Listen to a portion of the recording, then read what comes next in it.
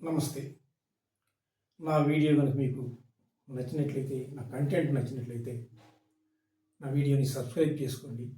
నా ఛానల్ని లైక్ చేయండి, షేర్ చేయండి. కంటెంట్లోకి వెళ్ళినట్లయితే ఈరోజు ఢిల్లీ హైకోర్టు ట్రయల్ కోర్టు ఒక సంచలన తీర్పు ఇచ్చింది. మన ఢిల్లీ మాజీ ముఖ్యమంత్రి కేజ్రీవాల్ లిక్కర్ కేసులకు సంబంధించి. గతంలో ఆయన పైన నమోదైనటువంటి లిక్కర్ కేసులన్నింటినీ కొట్టివేస్తూ క్లీన్ చిట్ ఇచ్చింది. ఒక రకంగా చెప్పండి, ఇది ఒక సంచలన తీర్పు అనమాట.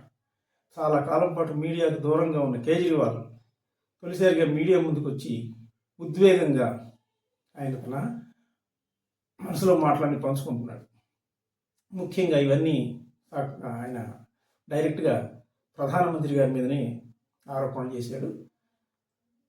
ప్రధానమంత్రి మోడీ గారు అలాగే అమిత్ షా గారు వాళ్ళిద్దరూ కుట్రపూరితంగా నా మీద కేసులు పెట్టారు. ఇవన్నీ ఈరోజు తప్పు, అబద్ధం అని తేలిపోయింది.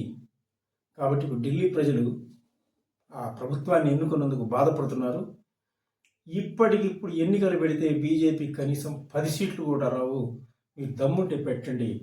10 సీట్లు కనుక వస్తే నేను రాజకీయ సన్యాసం చేస్తానని కేజ్రీవాల్ గారు ప్రకటించారు.